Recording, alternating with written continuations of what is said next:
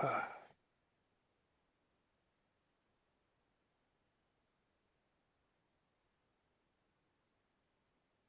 all right, it looks like we're live. So, Aron, thanks for taking the time to come on and have a conversation with me. I really appreciate it. Would you mind telling us a little bit about yourself before we get started?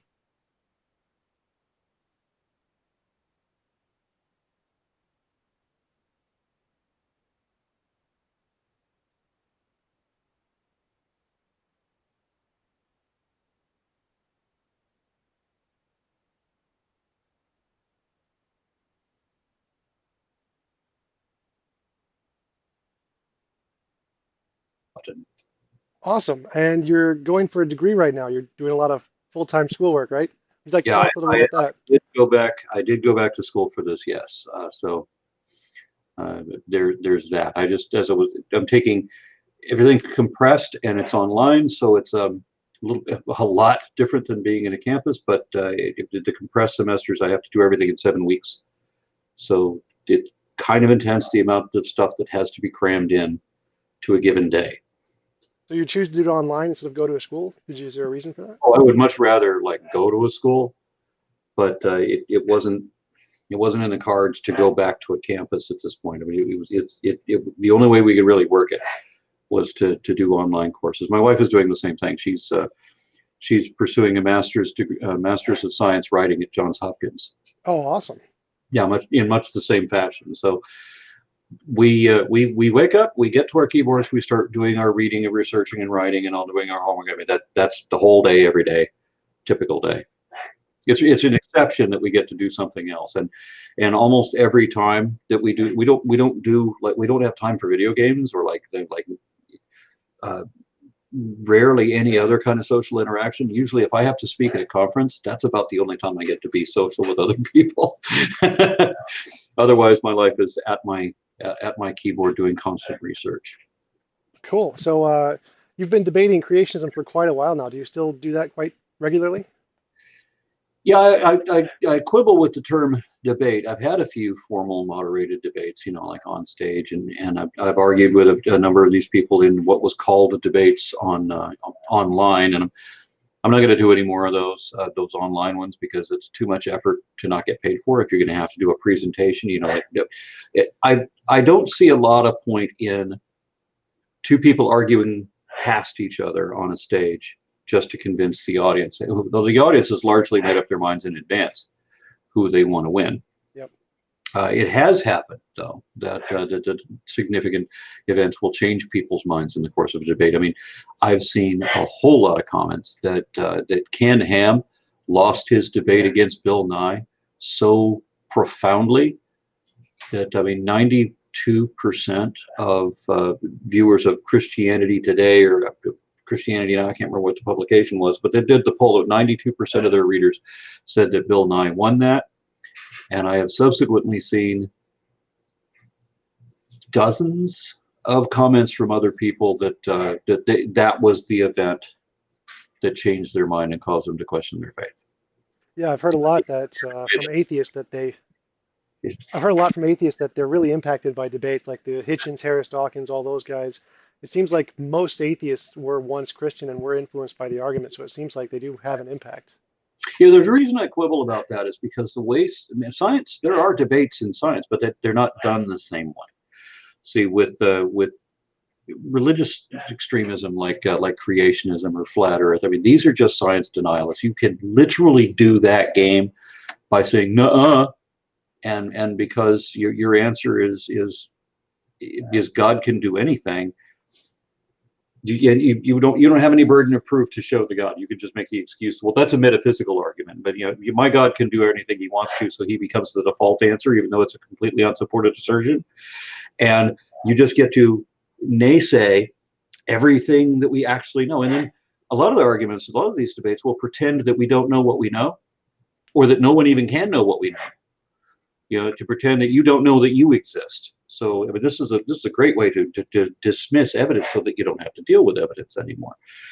I've seen with a lot of creationism that they just want to pretend that things are a certain way, and they know in many cases that it's not. I've gotten many admissions over the course of my life that if I could prove the point, if I had a time machine and can show that either that Jesus died and never got up again, or if you had a time machine and could never find Jesus at all, even though you can find Pontius Pilate pretty easily, you can never find Jesus or any record of Jesus, even with a time machine.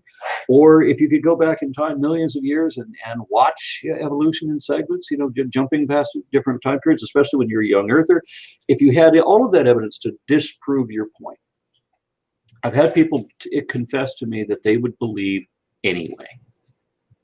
In one famous example of this, if this girl told me that if she watched Jesus's body die and rot over the course of an entire week, right, that she hopes that she would have the strength of faith to still believe even when she knows it's not true. And that's really the game. Faith is all about make-believe.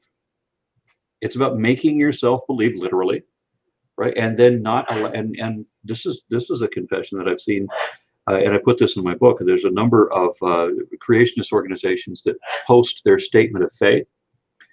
Answers in Genesis, Institute for Creation Research, and a handful of others have posted their statement of faith, wherein they say in different ways that they have already rejected all the evidence there could ever be or that will ever be discovered.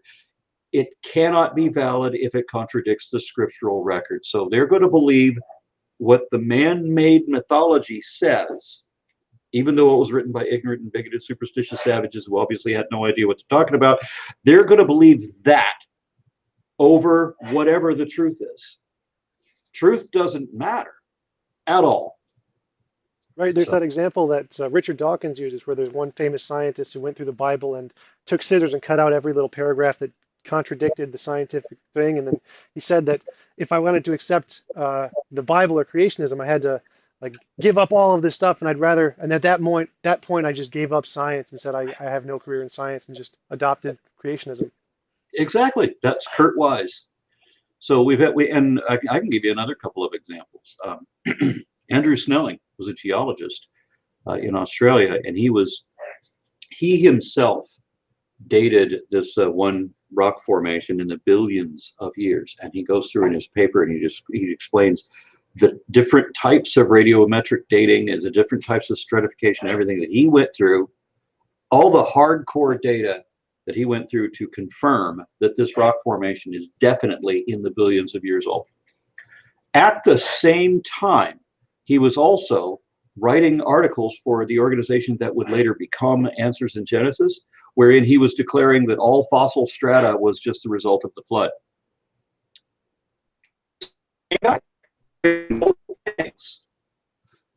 On the thing about the creationism, he knows that what he's saying is empty assertion based on absolutely nothing and completely indefensible. You could split Andrew Snelling in half, take the honest half and the dishonest half, and you could have them argue with each other. And the one would be able to show all of the data to prove that what the creationist Snelling is saying is wrong.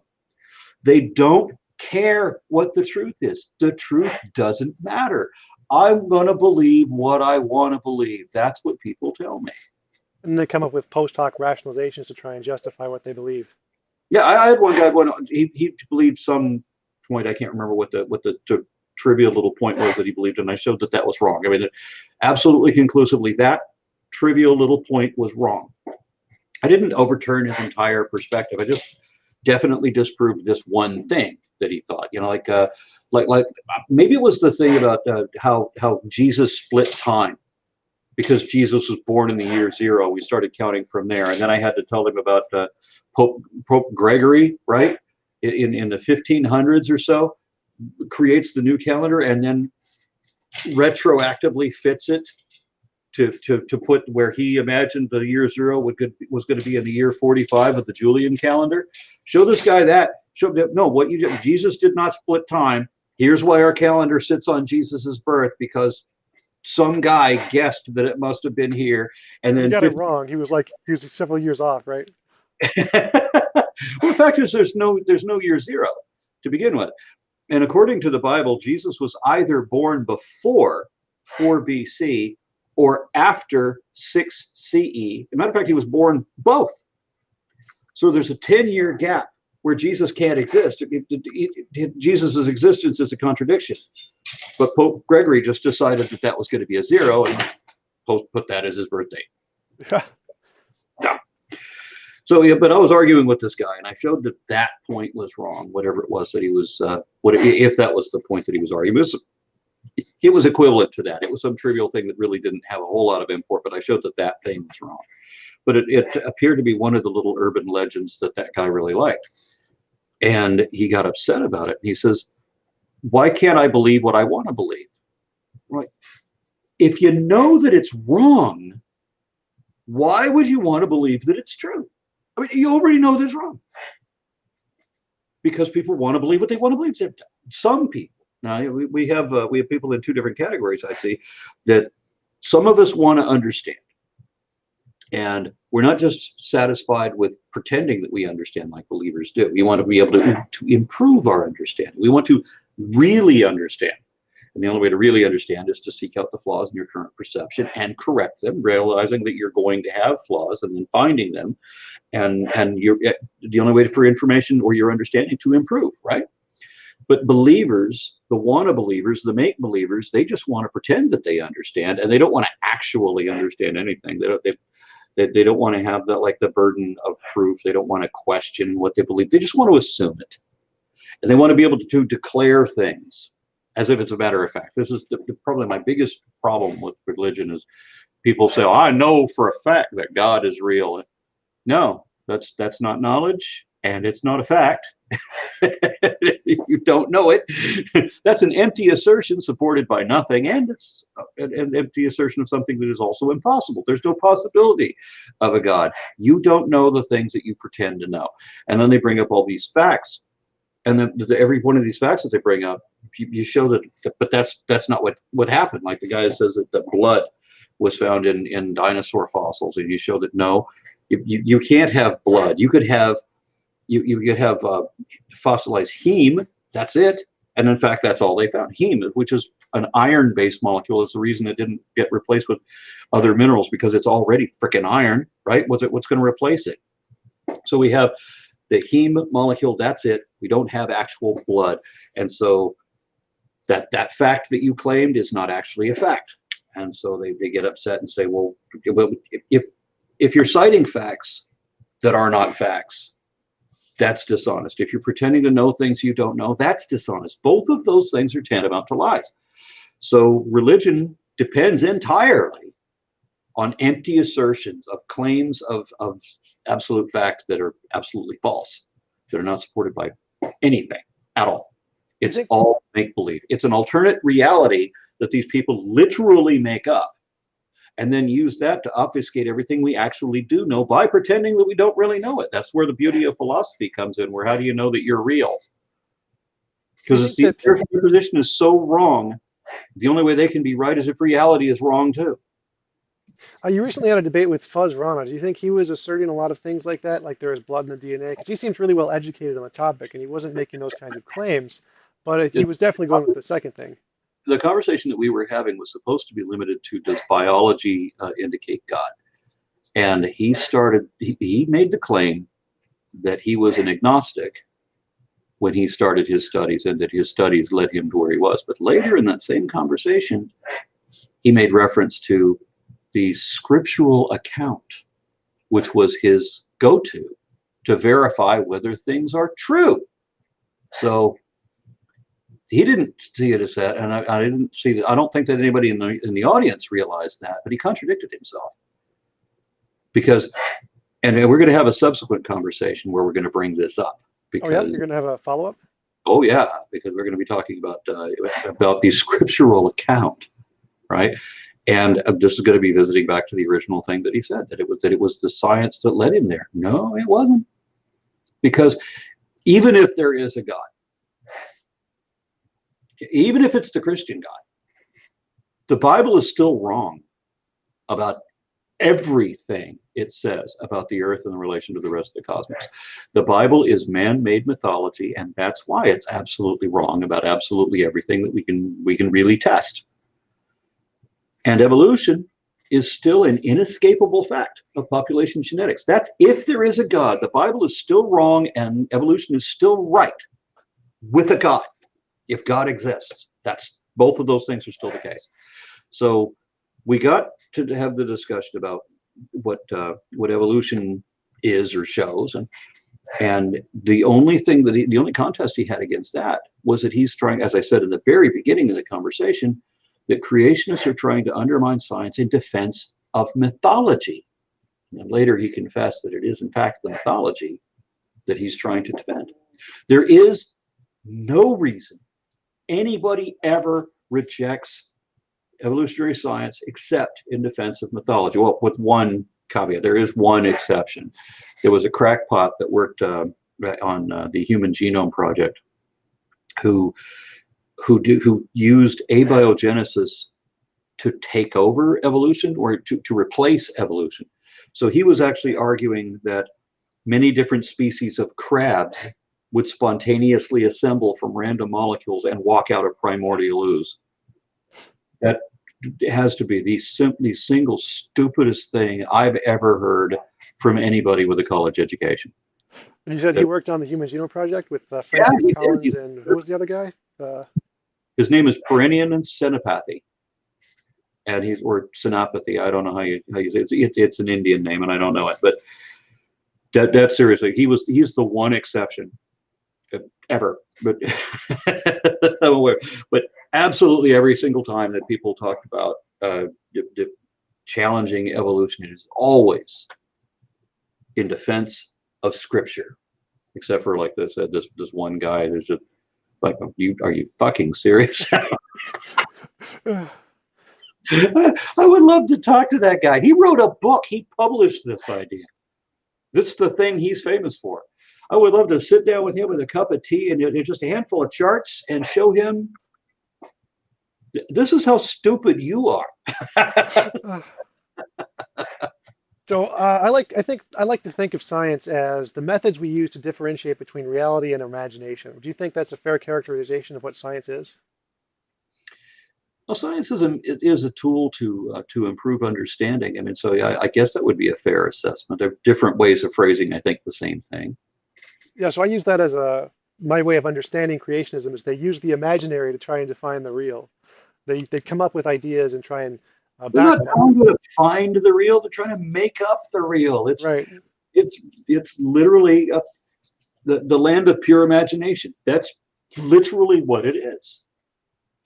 And the funny thing is, when you have different religions making up different, alternate realities for each other, a whole different, not just different pantheons of gods, but different concepts of, of what the afterlife is, whether it's nirvana or reincarnation or whether it's a continuous ghost state where you become the wise ancestral ghost who's now, giving counsel psychically to your descendants.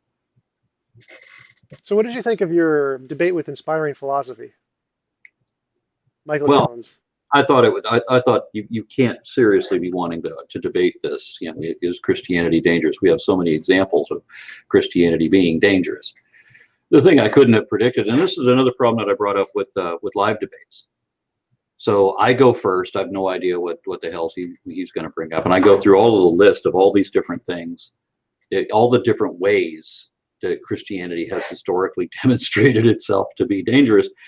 And then he comes up with the excuse, well, that's just extrinsic religiosity, and by this handful of studies, intrinsic religiosity doesn't have all of this negativity. Well, that's true. Intrinsic religiosity doesn't have all that negativity. But I've never even imagined that somebody would try to come up with a distinction between extrinsic and intrinsic. Isn't that just a fancy way of saying no true Scotsman? Well, a lot of people brought that up. I know there was a bunch of people who said that was a no true Scotsman argument. But what it really was, he was arguing that the belief is only dangerous if you act on it. And so I would have never, as I said, I would have never dreamed that somebody would then demand scientific studies to show that merely believing and not acting on those beliefs would be detrimental. I did find studies like that, having to do largely with your concept, with your grasp of science, obviously, your inability to distinguish the fictional from the real.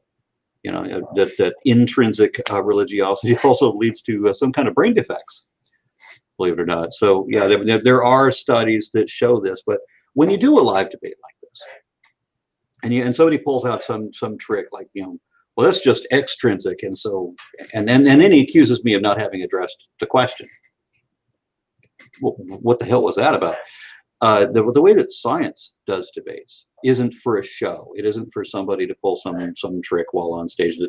When they call out where all these scientists have discovered, and this is something that happened. Got another good example of this in a live radio debate that I had with this one pastor in Denver. He was making all these claims. I've got no way to verify them on the fly. Right? We're doing a live debate. He brings up all these things that scientists have discovered. Right? And what the hell? I've never heard of any of this. How do you rebut that? So I got him to agree to a written debate to follow the live debate, in which I get to read all of his citations that he brought up in the previous debate. It turns out none of them said what he said they did. And we do that over and over again. I debated with some other fundamentalist called Bob Dutko. And I said, give me an example of the one thing that your readers can go look up right now. Give me a citation that they'll be able to find online to verify that what you're saying is actually true. What's the best evidence you've got for dinosaurs coexisting with people, right? And so he brings up these swords, a cache of swords that were found with Hebrew inscriptions, pre-Columbian times, that showed images of dinosaurs, perfect visual renderings of dinosaurs engraved on these swords and surrounded with Hebrew text. And he said that's his best evidence. That's what his readers will be able to look at. I never heard anything like that. That's incredible. Literally, that's not credible. So Well, yeah, when I I think, go, like, where did they get the technology to do the engraving on the swords? They even have that technology back then? oh, it's better than you think. So I go look up the story, and what it turns out to be was that somebody had made a handful of fake swords out of lead. Nobody would make a sword out of lead. It's so heavy you couldn't lift it. Well, yeah, they made these fake swords. They drew these dinosaurs on them, and it was made in the. They did the engravings themselves. They did the drawings themselves, the Hebrew script and everything, and then they buried the swords. Not in an actual location, but they went to a place where people were going to dig, put the swords there, and covered them over with dirt. So now they know that these weren't permanently in that location. These are fresh burials, right? So this just the sand got covered over or whatever it was. I mean, you can tell when something's been in the ground a long time. It has a relationship to the ground around it, for example. But when you just cover it over with dirt, you can tell that wasn't there yesterday, what have you. Or certainly wasn't there last year. But the inscription, this was like in 1931 was when the discovery was made. And the dinosaur, the one dinosaur, the image that I saw, was at the time that people thought that dinosaurs were giant lizards.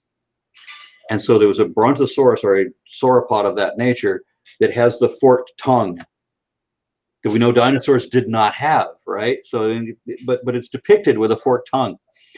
And the Hebrew script written around it was copied verbatim from a textbook written in, I think, 1825 about how to. No, sorry, not 1825. It was 18. It was either was it 1925? I'll have to look it up. But it was written just shortly before the discovery was made, and I think it was in the late 18th century or 1800s. Or early 1900s, right around there. But it was a textbook on how to learn Hebrew. And it was just passages copied directly from the textbook. And then they tried to change certain sentences in ways that didn't make sense, meaning that the person who wrote it was simply copying and didn't actually speak Hebrew. So this was listed as one of the great frauds promoting creationism, because there's a lot of frauds. Actual frauds, hoaxes, scams that are used to promote creationism. And this was the best evidence that Bob Dutko could come up with, that his readers would be able to verify. Right, there's another one about the pots they make in South America that have like dinosaur engravings on them. They're not pots, they're stones. And that was Dr.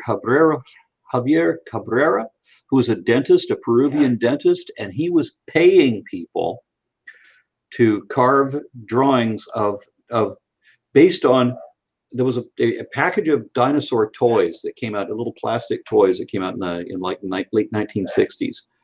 And these people would do renderings of these toys. They would carve them on the stones, and then would put like other like embellishments on them and things that we know didn't apply to actual dinosaurs. You know, like I don't know, extra toes, weird patterns on their bodies or whatever. Things that we know that doesn't apply. And then Dr. Cabrera, or whatever his name is, would roll these stones in chicken shit to have them artificially aged. And so the whole thing, it was promoted that these were pre-Columbian artifacts and everything. And then it was exposed as a hoax on the BBC. And Answers in Genesis came out and said it was a hoax. And the Discovery Institute came out and said it was a hoax. And everybody except Kent Hovind. Kent Hovind will never admit any lie, even if it was somebody else telling it. Kent Hovind has no credibility whatsoever. He still declares, he's like the last person in the world who still declares that the ecostones are legitimate. Because he's been to that location, he's been to that museum to see the stones, and so has his son. Yeah, I've had several conversations with him. I mean, I think I've actually made a lot of progress with Kent. As long as you're really kind with him and use really small words, you can get him to understand some things. Like he admitted that numbers work. I got him to admit that if you keep adding ones, eventually you'll get to a trillion. Yeah, here's the mechanism. How did you get from point A to point B? Well, I walked here. How could you have walked here? And he's questioning whether walking is possible. Yeah. You show that walking is possible. Oh, okay, walking is possible if you need to walk 10 feet, but there's no way you could walk 10 miles. That's too much. Why not? And then they said, People walked 10 miles before. and they said there's no such thing as macroevolution, but we actually have observed cases of macroevolution. Could you give us a few of those, like the best ones that you can think of? Oh, well, there's 4 types of speciation that we've seen so far. And macroevolution, we can include a lot more in this category. We do have evidence of these things, but when we're talking about something that we can observe within a single lifetime, then about the only thing we can show is speciation. And according to educational sources teaching evolution, they give the definition of macro and microevolution is that microevolution is variation within species. That is like subspecies, different variations of tigers, like the Bengal tiger, Siberian tiger, Tasmanian tiger. These would all be examples of microevolution. Even though they're considered different species, depending on whether for sexually reproductive animals, are they genetically interfertile? Will they interbreed? If they weren't genetically isolated by geography. But macroevolution is where is variation between species. That's at or above the species level. That's the active speciation, where the organism is now separate from the rest of that gene pool and becomes its own gene pool, so that the new population is entirely into itself, not into its parent category anymore. And there are examples of that, like actually the tigers I just mentioned might be in that category. We look at dogs and wolves. We look at all the breeds of dogs that we've created, and when dogs no longer interbreed with wolves, or wolves will no longer interbreed with dogs in under normal circumstances, except under duress or in captivity, then they are considered separate species. Typically, wolves and coyotes won't usually interbreed either. Again, they're under duress, so exceptions to that do happen. But where a lot of people want to argue that there's the dog kind, or that they're all genetically interfertile, that's not the case, because not all dogs are domestic dogs. Not all dogs came from wolves. There are a number of wild dogs who predate wolves, things like Lacaia pictus, the African painted dog, the South American bush dog, the Asian raccoon dog. These are canids but they're not domestic dogs. They are not descended from wolves, and they cannot interbreed with dogs or wolves. They are two genetically distinct. And I've seen a genetic graphs showing, where these things are placed and how they have speciated. So we've also had the speciation occurring in the lab under directly controlled conditions. There's 4 different types: allopatric, parapatric, peripatric, and sympatric, I think is it. And it's all the different types of ways that you can get a genetic isolation out of an original group. For whatever reason, they separate. You can have one population, for example, that one group within that population changes their food source to depend more on one thing than on another thing, and then that one change of habit can divide the entire population, where usually what you end up with is a geographic distribution. You have a separation like that, where you have the sea levels are down low, like in the Ice Age, and you have organisms living on 2 different mountains or 2 different areas, and then the sea levels rise again, and those 2 mountains become islands, and now they're separated. So, Do you have some examples of those, like papers that you could list that we could look up yeah, and find those? yeah, there's a couple that you can look up there. I mean, honestly, if you Google observed speciation events, there's one list, and then you can Google some more observed speciation events, and then there's another list. But as I said, we've got 4 different. Speciation has occurred so many times that we've categorized it into 4 different categories. Cool. I see you're wearing a Center for Inquiry shirt. Are you associated with them still? I wouldn't say that I'm associated. No, I've gone to speak to a couple of their events, their invitations, so I'm happy with that. I have a lot of shirts for groups that I've spoken for or with, and so I try to promote as much as I can the entire secular community. You used to work for the Atheist Alliance International. Is that right? I was president of Atheist Alliance of America, but I chose not to be president of that organization anymore, and have decided not to go into the reasons why. And you ran for like Senate at one point for Texas, right?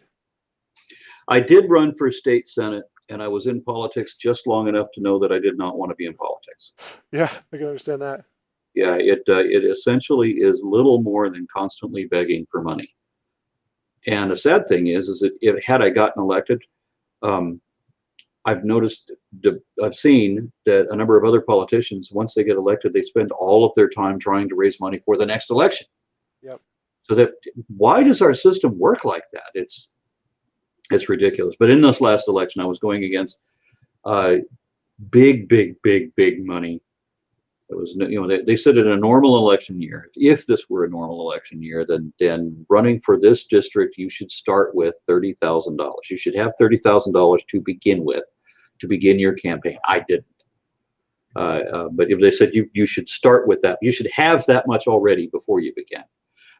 However, this was not a normal election year, and my opponent had over 2 million. Wow. And this is for a job that is literally part-time and pays $21,000 a year. $2 million he's raised to keep that position.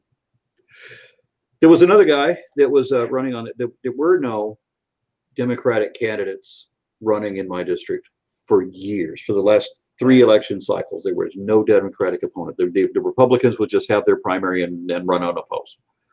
And so I didn't want that to be the case again. However, because of Trump, a bunch of people woke up and said, oh, if we don't vote, this is what happens. Yeah, that's how you get Trump, by abstaining from the vote. So suddenly there were 4 other guys running in the same district for the same position as me. And one of them was a golden boy. One of them was like that. He was such a star. And I'm like, I can't compete with this guy. This guy actually has a shot. Not only that, he was good at it. He probably the best candidate I've ever seen in any election. I'm like, I'm just going to give it to this guy. I'm done. What's his name? Oh, you know what? Off the top of my head, I can't remember. Isn't that sad? Yeah, if you find it, send it to me because I'd like to talk with him. If you think he's the best candidate, that's definitely an interesting conversation. Kendall Scudder. Kendall Scudder? Yeah. Scudder. I went to a number of Democratic meetings, where, as you do, because you have to raise support everywhere. And I went to a number of these places where he was also, and I realized that this guy's really done a lot more homework on this subject than I have. And so I just put it together pretty quickly that he's young, he's really smart, he's really schooled, and that he's really passionate about it. He actually wants this job. It occurred to me that if I won, it would not be to my advantage. It would not. Yeah, especially for atheists coming up in America, where atheists are the least trusted group in America. We have like 2 senators who I think are openly atheists or something like that. Yeah. Now there are other elections I could have jumped into, like before the Trump thing overturned everything and did that I would have actually had a shot of winning, even as an atheist. But again, the offices that were available that I could have run for were not things that would have done me well if I had won. If I'd gotten that position, because they're low paying or unpaid and still require constant begging. So like, the UK does it completely different, where we have to start with $30,000. They're limited in some district to that in equivalent type of election. They're limited to £30,000. You can't spend more than that. That's brilliant. Why the hell aren't we doing it that way? Yeah. That makes a lot more sense than just stupid, scary hordes of money being wasted. This is everybody else's money I'm spending. And there was other thing that while I'm trying to raise money for myself, I'm also simultaneously trying to raise money for hurricane relief in the Caribbean. And I'm like, I can't constantly beg people for money. It's bad enough that I subsist. My entire income is based on donations from Patreon. So you can't do that and beg for money for every other thing. And then people always want to bring up their fundraiser and have me promote. I can't I can't. Yeah, man, mine too. I'm a full-time YouTuber also, so I know how difficult it is to try and balance that. It's hard Especially to when try and. it starts demonetizing everything you Oh put up. yeah, and the ad revenue where you just put it in the limited ads category because we don't like you. Yeah, so they still get money, but you don't. Hmm. Yeah, that's the way that works. So if anybody is interested in my videos, and I really do need all the support I can get. So patreon.com/ARONRA. I have had to learn to promote myself some way like that, because if I don't, I won't make it.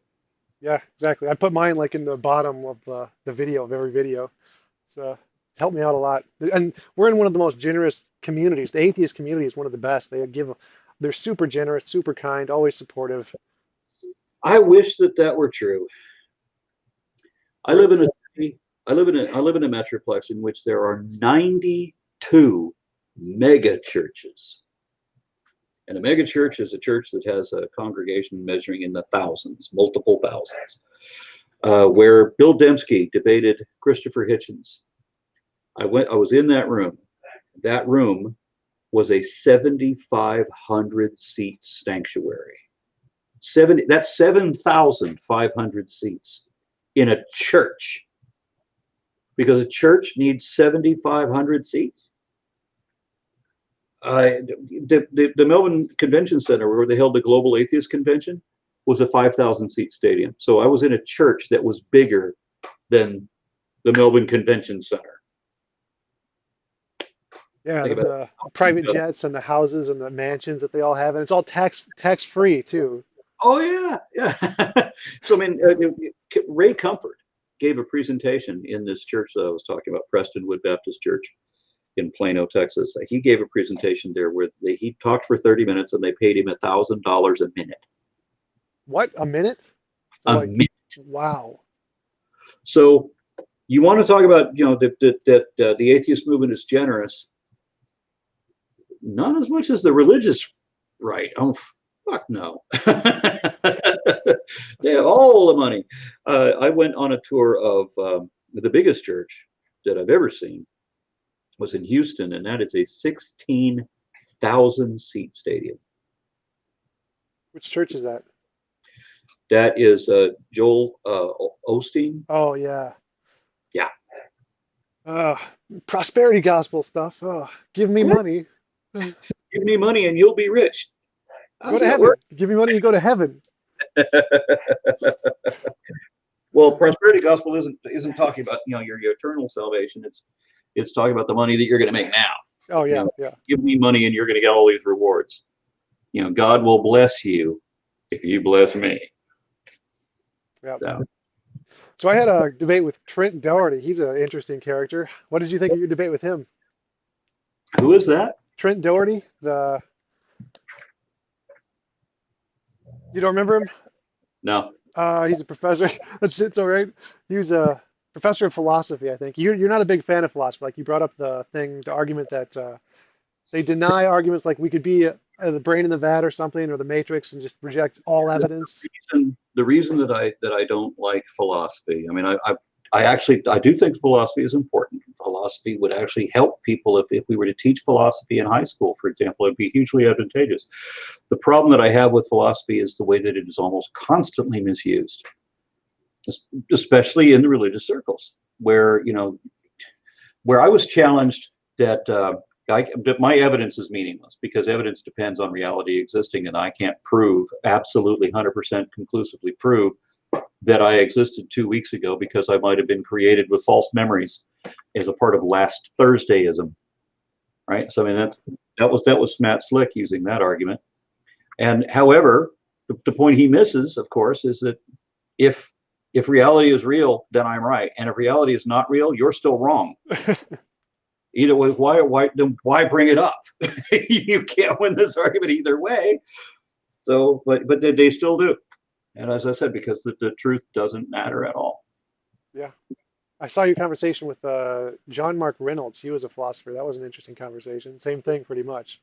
Exactly. There was somebody who was arguing that reality isn't real. He said that facts are not facts because evidence is not evident because facts are not facts because nothing ever can be objectively verified, because he is an idealist who holds this notion that reality is what you want to believe it is. And so you can't ever prove anything to where he would have to admit that he's wrong about something, period, ever, because nothing can ever be objectively verified. That was, some people call that idealism. I call it escapism. It certainly isn't realistic. Oh, I forgot to ask, when is your next conversation with Fuzz Rana? You said you're having a follow-up? Oh, we haven't scheduled it yet. We just said we're going to do that. All right. I don't know when. Yeah, and my schedule is surprisingly busy for somebody that doesn't make any more money than I do. It's surprisingly busy. Partly because I'm taking full-time classes, but also because I have to do 6 videos a month, and they have to be promoting science or attacking. I've got a number of different series we have to do. We're restarting our educational series. We used to call it Living Science, but there's some other company that's using the name Living Science. We don't want the confusion, so we're just going to change it to Unapologetic Science, because we're teaching things that Texas was supposed to be teaching in all of their public schools. Legally, they're supposed to be teaching these things, and we know that Texas is not teaching these things. So we're going over a number of regular lessons that you would get in your biology classes or whatever, but we're also including definite mentions of deep time and explanations of evolution whenever that is relevant to the lesson, because it often is. I gave a speech at the Houston Museum of Natural Science once upon a time when Ken Ham was supposed to debate me and refused, and then used Bill Nye as my replacement. That actually happened.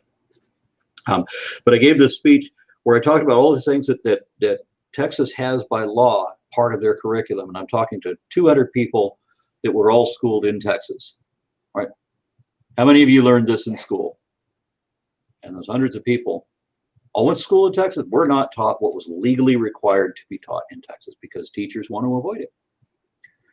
Teachers want to avoid it because they know that certain words have become trigger words for the religious right. So they would have congregations teaching their children that when you hear this word, you have this Pavlovian response that you start challenging the teacher and undermining that. And then if the teacher can correct the student in a way that the student could accept, well, then now there's a conflict with the parents, not just with the student and the parents, but with the teacher and the parents, because the parents are going to come after the teacher now. And so now the teacher has to deal with the parents, and the administrator will not assist. So the faculty is out of it. It's the teachers on their own. And so nobody gets taught anything. Consequently, a lot of people have been taking their kids out of public school to homeschool them for secular reasons, not just for religious reasons. It's funny. You have the religious right homeschooling their kids so that they won't learn forbidden knowledge, and that's literally the reason why they do that. And then you have people homeschooling their kids because they know that they're not actually going to be taught evolution in school unless you teach it at home. Forbidden knowledge, but forbidden for a different reason. Yeah.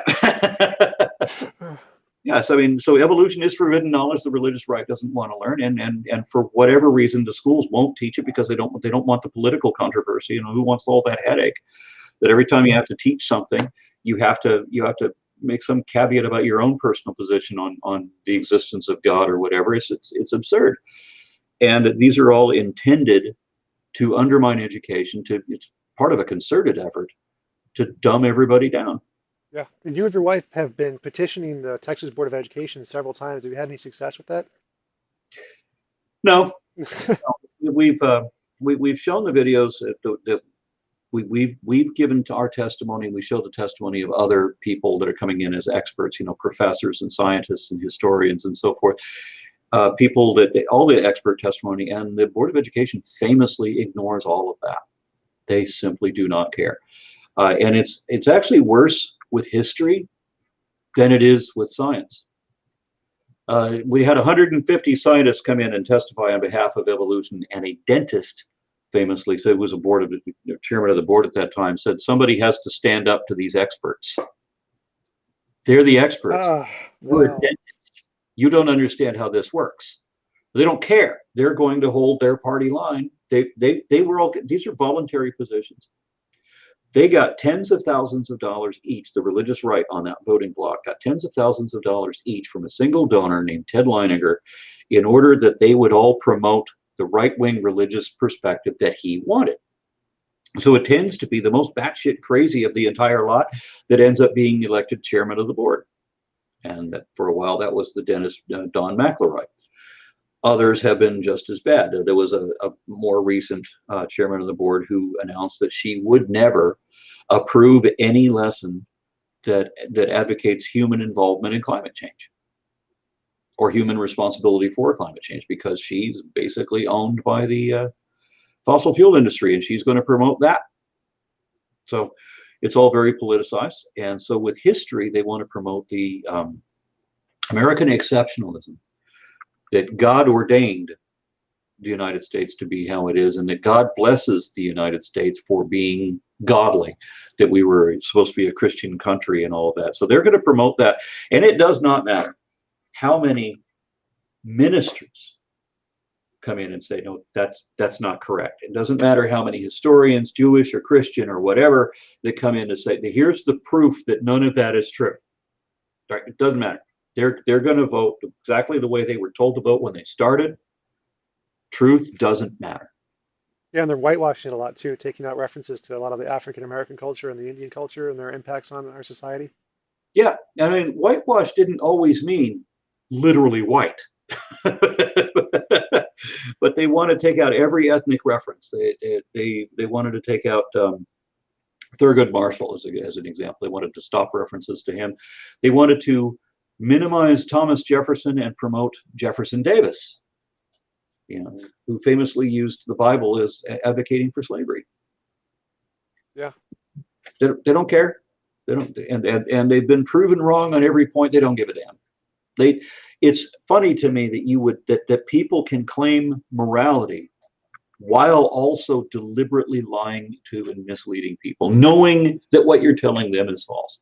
And I got that admission myself from one of the people that was courting the board. The first debate that I had was a guy named Mark Ramsey, who said that he knew that transitional species did in fact exist in the fossil record, but he wanted to teach students that there were none, because he said it was important that they believe that there are none. So he confessed to lying to students knowingly. Truth doesn't matter. They don't care.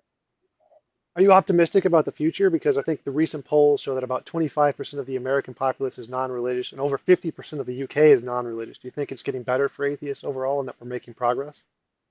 We are. We are. We're running out of time, and we need to be doing a lot more, a lot faster than we are. And I'm speaking primarily about ecology now. I mean, the environment is a huge issue, has been a huge issue for a long time. We didn't have 4 years to go run screaming in the wrong direction under the marmalade Mussolini that we're doing right now. We should have been doing what China's been doing, which was they're at the forefront. Believe it or not, they're a big producer, big polluter, but they're also at the forefront of green energy. Right, solar They just power opened and a wind, Tesla. right. They have wind and tidal generators completely green. Right, and if people want to say that electric cars are, that you have to contribute all this pollution just to have an electric car because where are you going to get the power from? Well, it's green. They're the biggest producer of green energy, and they produce a huge amount of jobs by doing that. And we could have done that too, but instead, Trump said he wanted to revitalize the coal industry. And then, again, this is a guy who lies about everything he ever does every day. And so, again, truth doesn't matter. That's what it comes down to, honestly. Do you want to understand the way things really are and make them better? Or would you rather pretend that they're good anyway and just ignore it? Yeah, and the sad thing is we have a lot of capabilities to really make a difference. Like we have the opportunity to make nuclear power a real thing. Like they're pretty safe, pretty cheap. We have lots of access to nuclear weapons, especially in America. We could really do that to cut down on emissions and CO2 all over the world. Yeah. I'm hesitant, as I know a lot of other people are, and Bill Nye, for example, is hugely against nuclear weapons. I don't have firsthand information myself. I have apprehension. I want to, if we're going to be using nuclear power, we need to put in enormous safety features because did you see the documentary on Chernobyl? Yeah, yeah. I think there's been 4 nuclear meltdowns. Chernobyl, the one in Japan. There's been one in America, and 2 in Russia, I think. Yeah, Yeah, ours was 3 Mile Island, and the worst of all of them, I think, was it Fukushima? I think so. Maybe. So yeah, I'm hesitant. I mean, I want to find other means of green energy, and I'm totally down with solar. They created a solar field outside of Las Vegas, Nevada, which I thought was nice. I mean, they used to have they were running everything on Hoover Dam, and then they realized that the Hoover Dam can only provide so much power, and they have so many people there that Hoover Dam is 150 feet lower than it was when I lived there. 150 feet down. Lake Mead is practically gone. So they took steps when they realized they're not going to have any more water there. So they because there's so many people in Las Vegas now. Nobody takes into consideration vast overpopulation and what a problem that is. You have to be very efficient with your energy production and with your food production and food distribution, and we are so not. Yep. Not in any respect. We are flagrantly irresponsible in all of these things, and that's a travesty. Yeah, America like wastes enough food to feed like 4 foreign nations. It's not just how we waste the food; it's the way we procure it is unsustainable. The way we overfish the oceans, the way we can't sustain anything that we're doing right now. Gosh, it feels good to be doing what we're doing right now. We're probably living the best lives we ever had, and probably will for another 10 years or so before we all go extinct. I mean, we're about to have we're running at the level that we're like pretty much maximum what we can do. We have food abundances everywhere. Walk into a grocery store and there's food everywhere for us. But we've seen instances in the past. Archaeologists have seen, like places like the Mayan cultures and everything. They had 25,000 people living in just a few acres, in Stone Age times, or a Stone Age culture, right at the end, right at the very limit of what they were agriculturally capable of, until you have a drought, and then you're like, hey, look what, we're all gonna die. Yeah. There's tens of thousands of us here and no food. We're all fucked. Yeah. So yeah. Like what happened with the Russians, where they tried to regrow the same thing in the same spot and just wore out the land, and everyone just starved to death.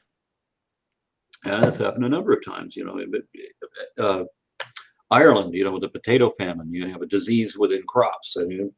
And we are at the point where we're running so close to this limit that one calamity can cause a domino effect where we chew up everything we've got left of everything else.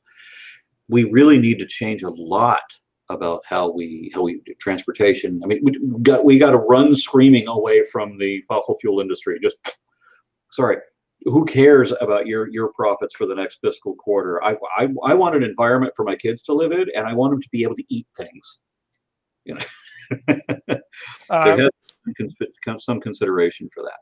Adam in the chat asking, were you being serious when you said that humanity would be extinct in 10 years, or were you being hyperbolic? No, I was. The possibility exists that within 10 years we could have that. As I said, a calamity, something like the diseases, the potato famine. We've already stemmed off a number of things where we've been using so many antibiotics and other things that we realize that we have now superbugs.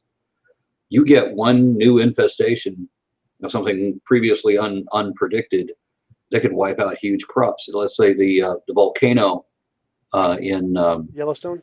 In Yellowstone, yeah, if that goes off and it did nothing else to our infrastructure at all, that could wipe out our agriculture entirely for a single year, and for at least a single year. And that we're the breadbasket, remember? So can you imagine what happens to all those fields of grain when we don't have 1 year without those fields of grain?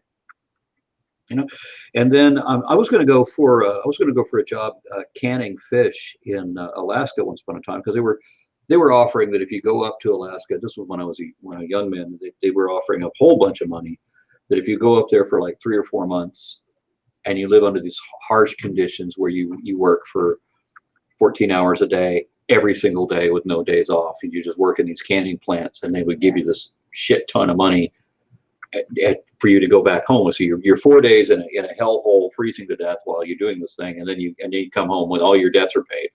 So that was a very inviting kind of a thing for young men. But when I signed up to do that, they had to change it to where they would only do it every other year, because they realized that they were sending more and more fishing boats every year, but collectively those ships were bringing in fewer fish every year.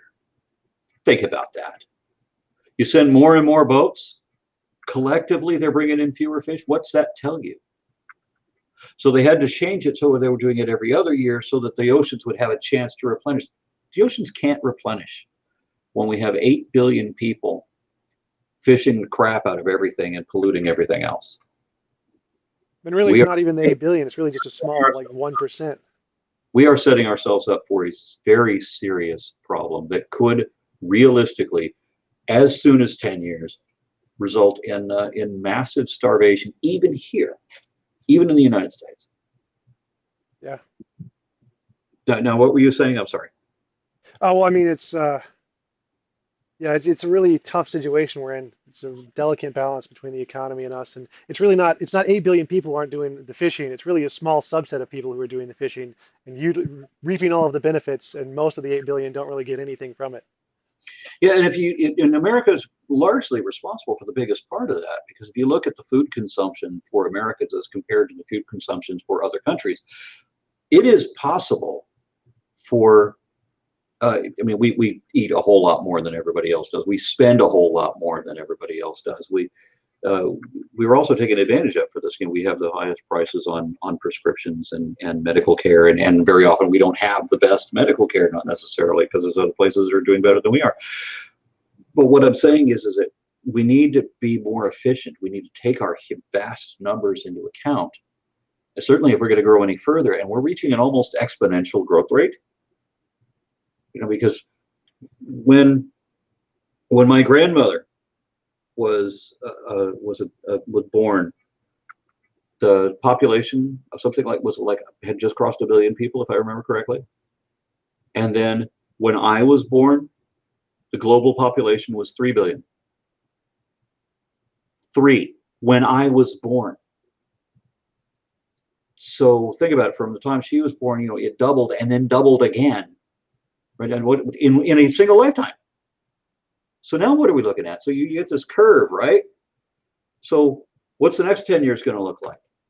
If we were to somehow stagnate and only have the people we have now, then people may not be wondering, well, why would you say that in 10 years we're going to starve? That doesn't make any sense. But if we're still growing at this rate and you have a calamity at the same time, we're fucked. Lots and lots and lots of people are going to starve to death because we're not being efficient with our food. Even if we don't starve in the United States, we'll starve everybody else out first. Yep. Yeah, those are the first ones that are going to be impacted are going to be the poor countries for sure. Yeah, exactly. And so we're going to have to make huge changes in how we do everything. And it doesn't necessarily have to cost jobs, because there's an awful lot of industry in a lot of the environmental things that they're talking about doing. There's a huge industry in that if we would just invest in it. But there are some things that we're going to have to take on that people don't want to. That automation is another thing that's just going to ruin this economy. I mean, how do you have, when trucks drive themselves and you no longer have truck drivers? Truck driving is the biggest industry this country has.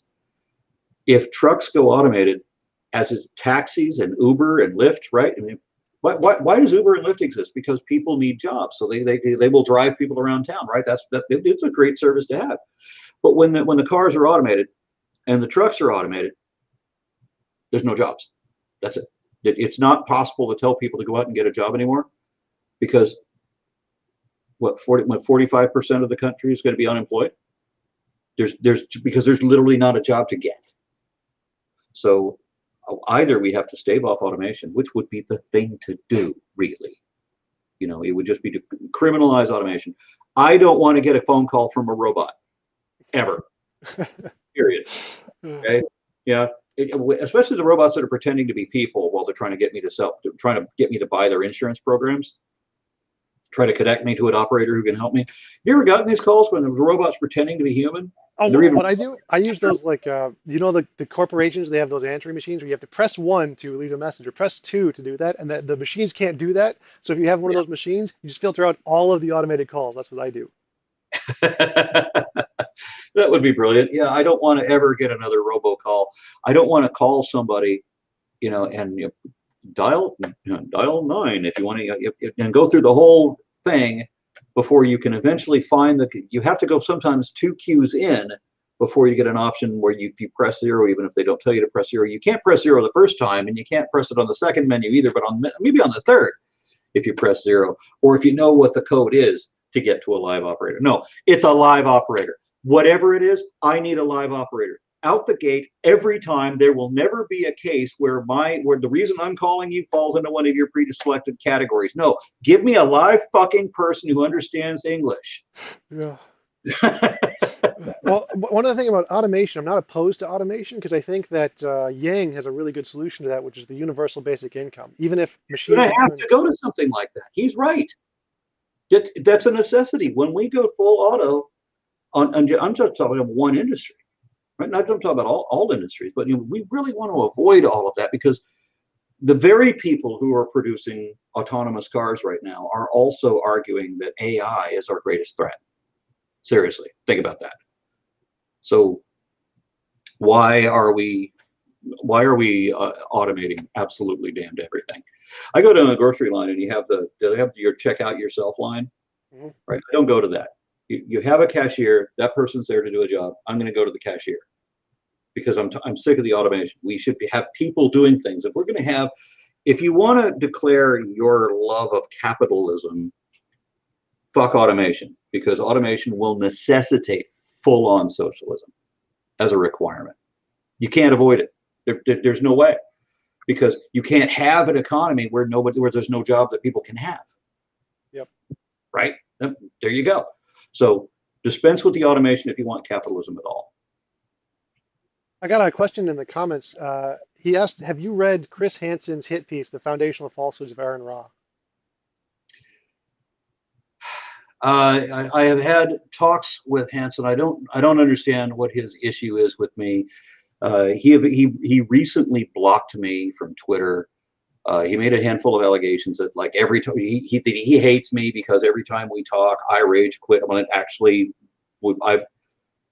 every time we talk, I had him on video to have a conversation face to face, and then it turned out that his complaints in that interview, it turns out his complaints weren't really that bad, or they were things that I hadn't actually complained. Hold on a second.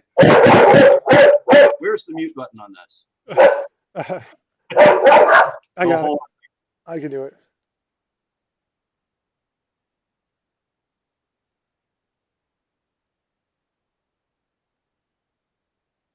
All right, sorry about that. Yeah, so some of his complaints were on positions that I didn't even hold, you know, and he complained that I wouldn't admit when I'm wrong about something. I'm like, yeah, absolutely, I will, right? And so he's still. Here's the thing: we started out where he asked me about something that I said 20 some odd years ago, or like 1997 or thereabouts. I get into an argument with somebody about whether Hinduism is the oldest religion or whether it's Christianity. So I look up what's the oldest book of the Bible, for example. And this thing says the oldest book of the Bible is the book of Job. It's 1,500 years old. Okay, well, let me make sure of that. So I go to check a number of other sites. I see that 2 or 3 other sites seemingly independently also hold that it's Job and that it's 1,500 years old. Okay, so I guess that's probably it then. So then later, he tells me, Hansen tells me that it's not Job. And I think somebody else told me too that it wasn't Job, that they figured out that Job wasn't anywhere near that old. And that actually works for my argument better. Thank you very much. And now I'm being accused of, even after he corrected me on that, and I accepted the correction, he's still criticizing me for the same damn thing. And even after we had the live interview where we had this discussion, he still criticizes me for it. He said recently that I refused to change my mind until some other guy chewed me out about that, when that guy didn't chew me out. I already knew. And so I'm asking that guy, so I was told that it was this, and now I hear that it's not. And he says, yeah, well, that's true. And he goes into the reasons why. Yeah, that's what I want, right? I don't understand what the hell his issue is with me. Right, you meant 1500 BC, right? Not 1500 years old. Yeah, 1500 BC. So I don't understand what the complaint was. I'm going to get things wrong. I happened to cross something that fortunately he didn't bring up. Well, yeah, he did. He did bring this up. I found about the sexagesimal numeric system of Shurapa, or yeah, I think there you had a means of counting. It was a bizarre means. It's nothing like what we have now. Before there was a zero. They had counting by base 60. Right. So if you measure out a clock, basically, is how you do this. But it was they were counting on indentations in their fingers. So you have a mark that you would add to the number that you could make it 600, or you have another mark that you could add to the number to reduce it to 6. 666. I thought that was too much for a coincidence. Wow. A friend of mine who is a scholar on history, or becoming one rapidly, explained to me that it was actually a numerology that implies Nero. Well, that seemed to me, that was a little disappointing, but okay, I accept correction. Great. But I'm being accused of not doing that. It doesn't matter that Chris Hansen hates me for whatever reason he hates me. I mean, so if I get something wrong, and I've told him this over and over and over again, go ahead and correct me. I wish that it didn't have to be riddled with pointless insults and allegations that I am refusing correction when that's clearly never been the case. I respect his scholarship. I've told him that. If I'm wrong about something, tell me why I'm wrong. And then that will be constructive. Instead, he goes and writes a book, which includes things that he thinks I got wrong that I didn't actually get wrong. And he's not the only one to do that either. There was another one, Tim O'Neill, wrote a huge hit piece against me, telling me Aron Ra gets everything wrong. In fact, A lot of the stuff that said I got wrong were things positions I never even held. He just assumed that I held them. And so far as I can tell, the everything, I got 2 things wrong, and only one of them was relevant to my point at all. Only one. So Aron Ra got 1 thing wrong.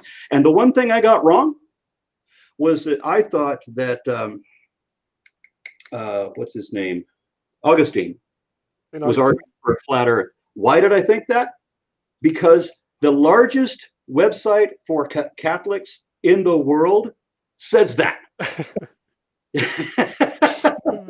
The largest Catholic website themselves said that Augustine was arguing for a flat earth. Because I don't just read the thing and then leave it. I actually go check other sources. Now, if the other sources are wrong, that's all I can do is check. Okay, here's the largest site. This is the most cited, the most sourced resource for all of Catholicism. They say he was arguing for a flat earth. Okay, so he's not arguing for a flat earth. I tried to check it. The source I checked was wrong. What am I going to do? Yeah, I find those are the most frustrating kinds of critics, are the ones who don't represent your position at all. They criticize you for something you never said. You're like, how do I respond to this? Like, this is not my position. Yeah, no. The other thing that the guy said I got wrong, that he actually did get wrong, was that I described, just for the brevity of, because I'm writing I can only speak so much in the time that I have, right? So I made reference to Hieronymus Bosch, and I called him a monk because I read some other article that described him as a monk. And when I went to look up why, it was because he belonged to this order that was monastic. Well, it was monastic previously. It wasn't monastic when he was a member. So it was originally just priests and monks.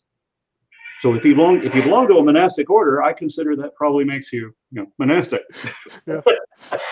But it turns out that didn't have anything to do with the case that I was making. So it didn't matter. And then people want to argue that that Giordano Bruno was not convicted of, for the reasons that I gave. Well, I'm sorry, Giordano Bruno was convicted on 8 different charges, and 3 of them are the ones that I listed. You can't say that he wasn't. If he's brought up on 8 charges, they don't say we're going to convict you of all except for these 3. I didn't see that anywhere. So Yeah, it was heresy, right? Why people want to misrepresent me the way that they do. Yeah. I've been completely open with Hansen, and he just. I go through the thing where I go to check 2 or 3 other sources, and it turns out that and they seemingly independently, they're not quoting from each other, right? So he says that I'm doing it on rumor. This is after we had a very cordial conversation face to face. If we solved that problem back then, why are you bringing it up again like it's still a thing? I'm not remotely interested in misrepresenting anything or being disingenuous. I mean, it's like Carl Sagan once said in his book, Cosmos, he said that Moses had invented monotheism. Now, I read that and I'm like, okay, well, Carl Sagan doesn't know about that Moses didn't exist, very, very likely to begin with, nor did he realize that if Moses did exist, it wouldn't matter that monotheism already existed before Judaism, and it wasn't originally, and that Judaism isn't the first monotheistic religion either. The Zoroastrians were already doing that, and arguably, you could say that Akhenaten was trying to promote a form of, and some people have argued that Akhenaten that the belief in Amun-Ra could be related to a monotheistic position too, or Akhenaten. No, not the belief in Amun-Ra, but never mind. Anyway, I can say, okay, well, he's wrong about that. Do I need to write a hit piece about how Carl Sagan's best-selling book has deceived millions? No, I wouldn't be such a dick. So. It was just a minor error. Everybody has minor errors, and criticizing everyone for every minor error they make is just ridiculous. Especially when you make a huge, when you write a book, as Hansen did, to list everything he could find wrong, including things that I didn't actually get wrong. So.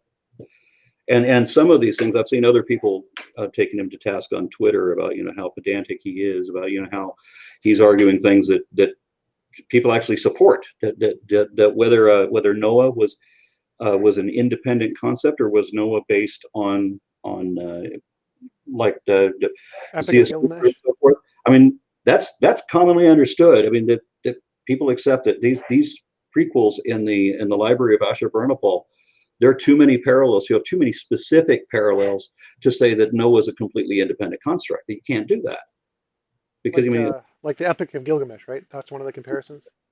exactly, and the Epic of Atrahasis has too many parallels too.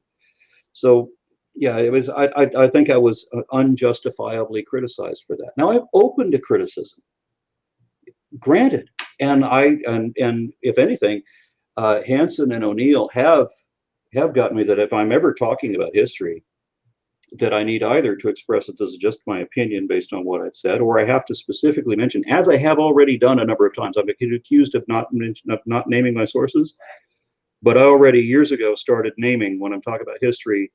Very often I will name the person according to this person, because you have to say that, because then it's his ass if it turns out to be wrong. So if I'd said according to the world's largest Catholic site, Augustine was arguing for a flat Earth, well then it's on them, and I won't catch a ration of shit from him biting my ass all the time. Yeah, I get that a lot from like Steve McRae. He's just as pedantic on the same kind of nonsense criticisms. Yeah, and as I said, I'm completely open to it. I'm not perfect, and I learn from the process. I have I've achieved the position that I have on the position, meaning the perspective that I have, by finding out I was wrong about other things that I used to believe. I got into huge arguments with scientists and such about whether or not we are monkeys. Why do I advocate that we are monkeys? Because I used to hold their position until I got into a huge, passionate, angry debate with somebody that's just every bit as hostile and hateful. And when they are so, it made it really hard to eat all that humble pie, to come back and realize that, you know what, despite the fact that you're a complete dick, and I really don't want to admit this, you're right. And I've had to change my position because of it. That's actually my favorite part of debates. That's why I like debating professors and philosophers from all the different fields, because it's the best way to learn is to have them to explain to you why you're wrong about something. Then you can go back and research, like, oh, I was wrong. Here's something new, and now I can improve my position. I think that's the Yeah, the guy that I am now is quite a bit different than the ex. I just quit my job tattooing when I when I looked up that thing about what's the oldest book of the Bible. So I would say that my acclamation to scholarship now would be significantly improved over 1997. So but yet I'm still catching crap for what I said way back then. Yeah, and I'm trying to minimize, always trying to minimize the number of errors. I try to do as much research as I can in the time that I have to make sure that I don't say anything wrong. But because I figured out a long time ago, that the religious right, I used to argue on talk.origins back in the days of Usenet, and I found out way back then that the religious right, they can say whatever the hell they want. They didn't care. If you're an old Earth creationist or a young Earth creationist, they don't give a fuck. As long as you believe in the God thing, you can say everything wrong that you want. Nobody's ever going to correct you. But on the science side, I get anything wrong ever, and my own people will come down on me. So that's that whole peer review science thing is how we grow. yeah. And your own side will be absolutely unforgiving and vicious if you get anything wrong. So I've learned to be careful. Yeah, well, thanks for coming on. I really appreciated the time, and it was a great conversation. I'll imagine you're pretty busy, so I'll let you go. And I'm getting hungry. I need some food. So thanks. Okay. See Thank you much. you later.